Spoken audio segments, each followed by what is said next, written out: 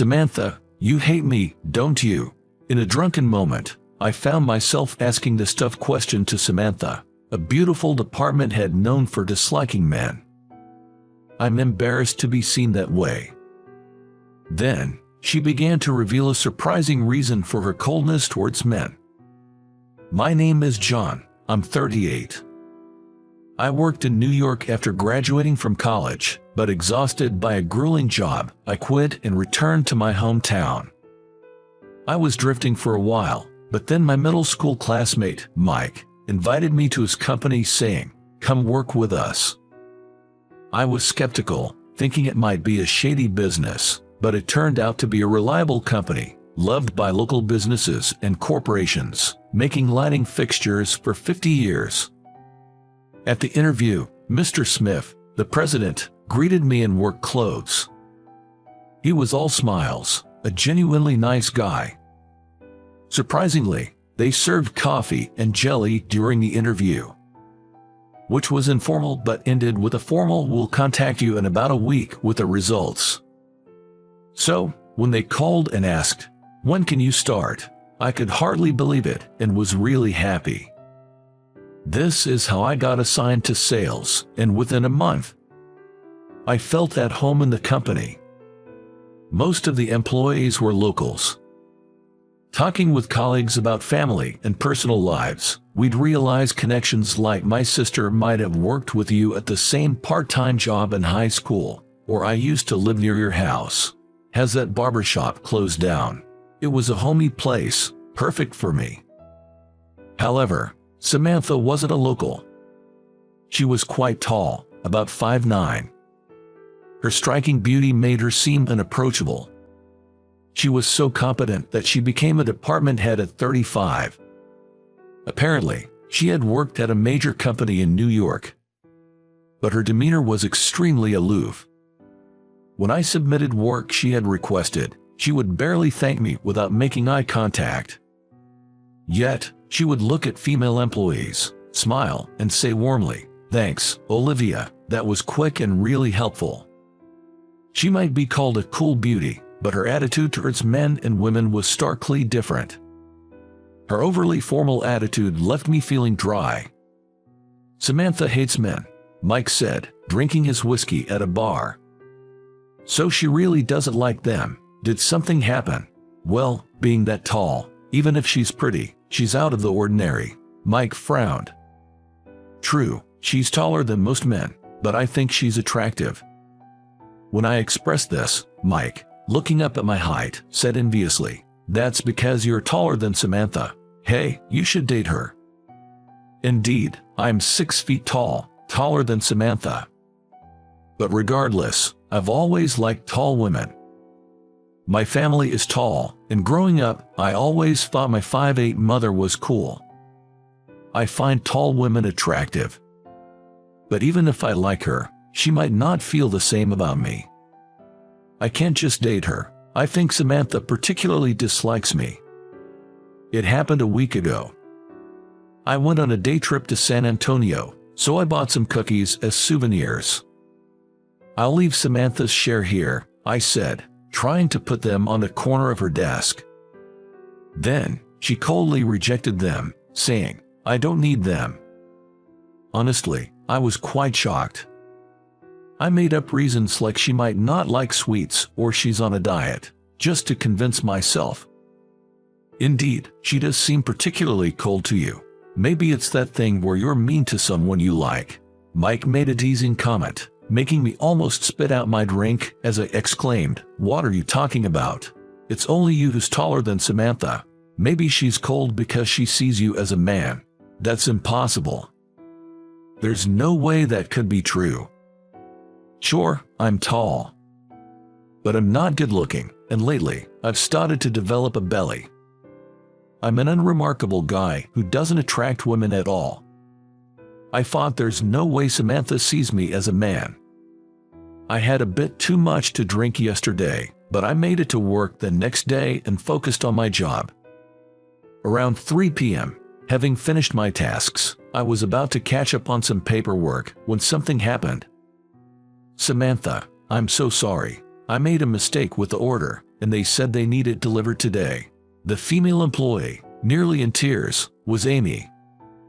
She's just 23 but already has a 1-year-old child. Then, we have no choice but to deliver it directly. Is the product in our warehouse? Amy replied apologetically. Yes, it's confirmed, but the delivery location is out of state, a 2-hour drive, and I have to pick up my child, so it's tough for me. Samantha sighed. Then I'll go. Oh, but I have documents that I must finish by tonight. The usually cool Samantha seemed unusually troubled. I stood up and approached Amy. I'll go. I'm free right now. Really? Amy looked at me with eyes full of gratitude. Really? That would be a huge help, Samantha said in a soft voice. So, I loaded the products into the car at a warehouse 30 minutes away and set off for the 2-hour drive to the client. I'm off then, I said, jingling the car keys. John, please, take care, Samantha said, and she saw me off. I loaded the products successfully at the warehouse and headed to the client. They were an interior design company, scheduled to install lighting fixtures the next day. I arrived after 6 p.m. Expecting a grumpy old man to scold me for the order mistake, I was surprised to meet a young and pretty woman in charge. She must have been in her 20s. I'm so sorry you had to bring this all the way here, she apologized, making me feel awkward.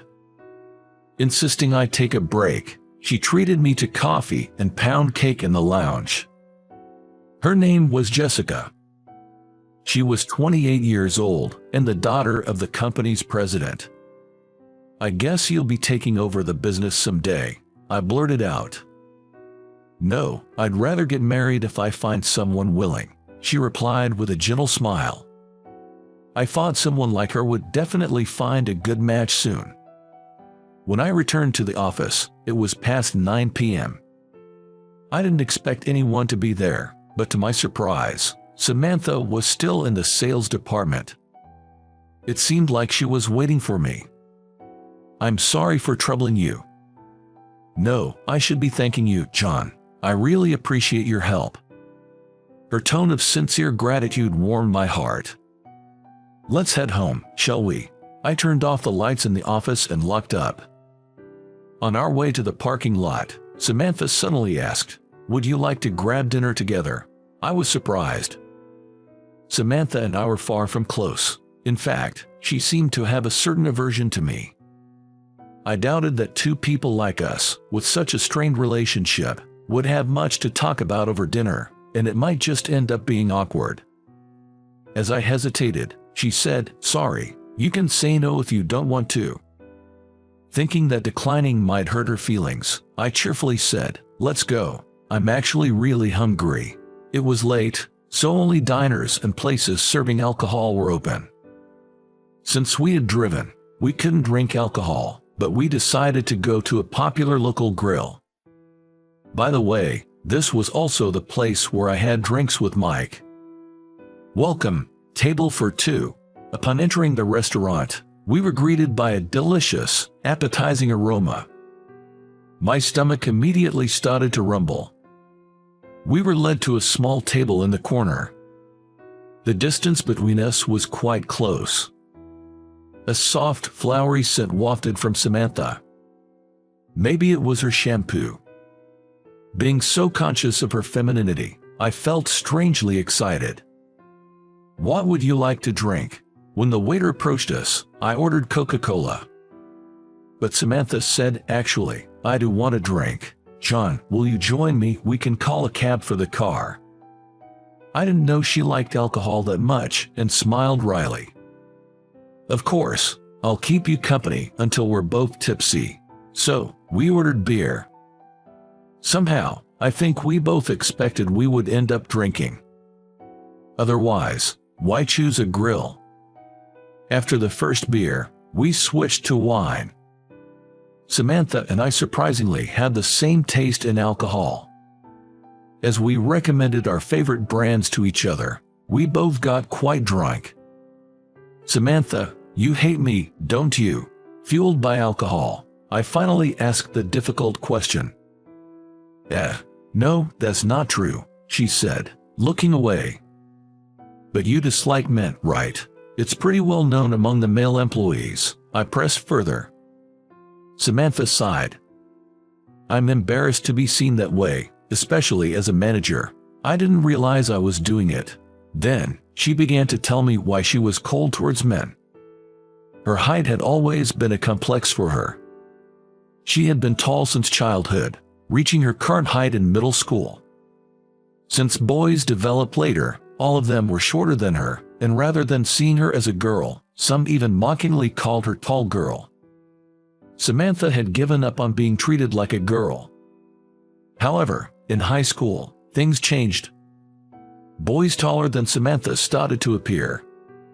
She became close to a 6'1" boy from the basketball team. On Valentine's Day, she bravely confessed her feelings. But he rejected her, saying, "Sorry, I think girls should be at most 5'7". That became a trauma for me. I've been uncomfortable around tall boys ever since. I thought it was a terrible story.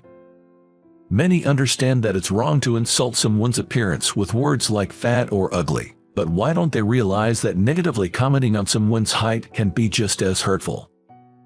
Then Samantha muttered softly, "You prefer shorter girls, don't you, John?" "No, I actually think I prefer taller women. It's more like they make me feel at ease." Samantha looked surprised, so I explained that everyone in my family is tall, and even my mother is 5'8". I grew up thinking my tall mother was cool. Does that make me sound like a mama's boy? Samantha shook her head.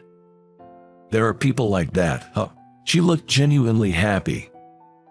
It was the first time I had seen her smile so naturally, and she was so cute that my heart started racing. After that, Samantha and I began to go out for drinks occasionally. Although the atmosphere never got romantic, we did start talking more informally like friends in the bar. Then one day, I was called in by Mr. Smith, the company president. The atmosphere didn't seem negative, so I headed to the president's office without any particular expectations. I was even casually hoping it might be about a promotion. I was offered a seat on the sofa and sat down. Mr. Smith, sitting opposite me, held something. Curious, I looked closely, and inside was a photo of a woman. Photo.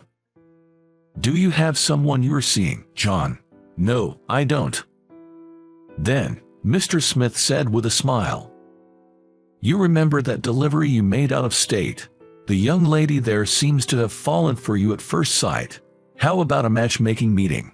I was so surprised that I was at a loss for words.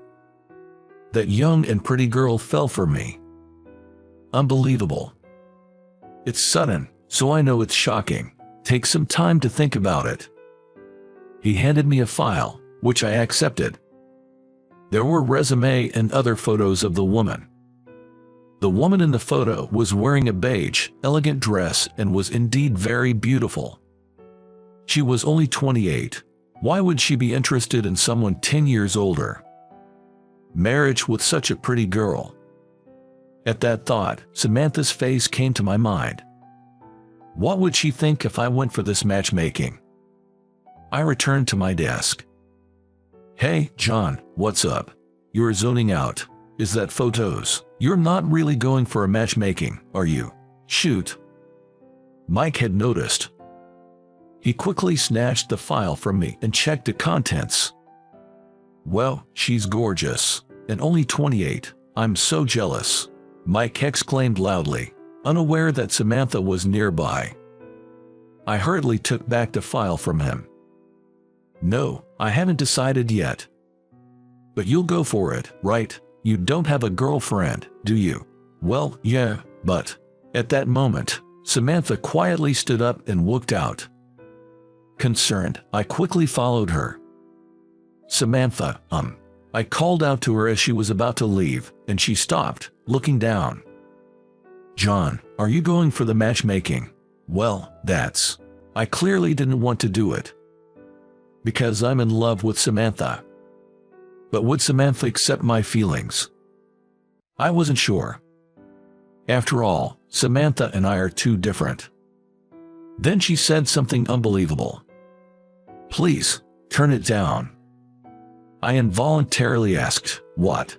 She turned around and looked up at me. Her eyes were moist, and her cheeks were flushed red. "Please turn down the matchmaking. I like you, John." "No way. Samantha likes me." Samantha, beautiful, smart, with an outstanding figure, likes someone like me. Is that really, truly true? When I asked her seriously, Samantha nodded affirmatively. My heart felt warm with excitement. It was my first time experiencing mutual feelings with a woman, and I felt an overwhelming joy. "I like you too, Samantha. Will you be my girlfriend?" I took Samantha's hand, and with tears in her voice, she nodded, "Yes." "Yay. Congratulations, Samantha." "John, you actually won Samantha's heart. That's amazing." To my surprise, the sales team started appearing in the corridor. You guys were watching. I was so flustered remembering my own words. Samantha, too, crouched down, saying, "I'm so embarrassed, I wish I could disappear." "Keep it down, everyone. Let's get back to work." I tried to calm the commotion. But the women surrounded Samantha, excitedly chatting. "Don't quit your job even if you get married. John, you owe us a treat now." Mike playfully hit me. "Get back to work, all of you. What's all this fuss about?" Mr. Smith, the president, even showed up.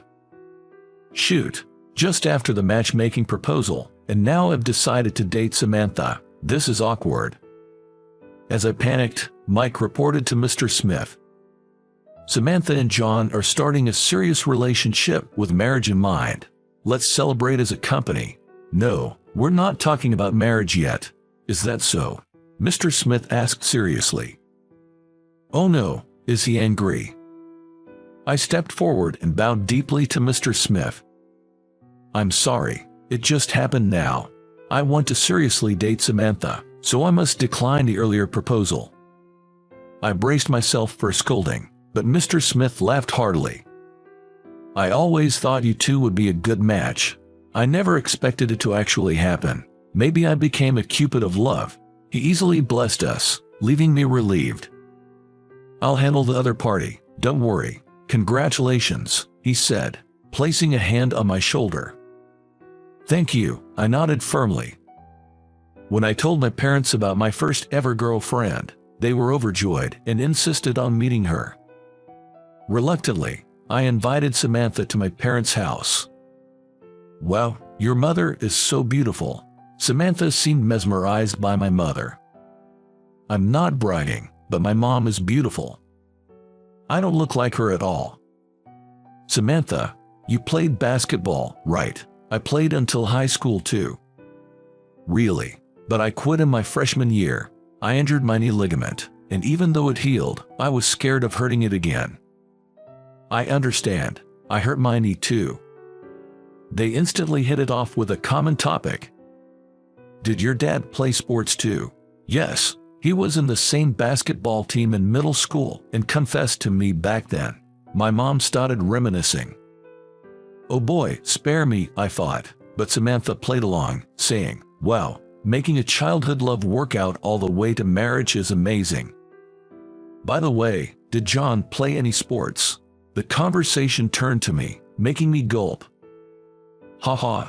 In our family, John was the only one not good at sports. He didn't do any sports, always playing video games, my mom revealed. "You still love video games, right?" They were getting along too well. Really noisy. But both seemed natural, not forced, getting along well. "Your blouse is lovely. Where did you buy it?" Samantha shifted to fashion talk. Both being well above average height, they shared the common struggle of finding clothes. Seeing them get along so well, I felt relieved. Today is our date. I'm meeting Samantha in front of the cinema. From a distance, I saw her approaching. But she seemed different. Almost everyone she passed turned to look at her. The reason was her footwear. Samantha was wearing high-heeled sandals. Already tall, with heels, she was over 5'11". Her long legs and slim jeans were eye-catching. No wonder people were surprised. "Sorry to keep you waiting." Standing in front of me, Samantha's face was at the same height as mine. "This feels new." Hee, we're the same height now. I always wanted to try these shoes at least once, but does it look weird? I shook my head. "You look amazing." Samantha smiled shyly and said, "Thank you." We walked side by side, naturally holding hands. "I'm glad I met you, John. I feel like you'll accept me no matter what," Samantha chuckled. "Yes, you can grow as much as you want. Lean on me when you're tired. I'll always be a big tree for you."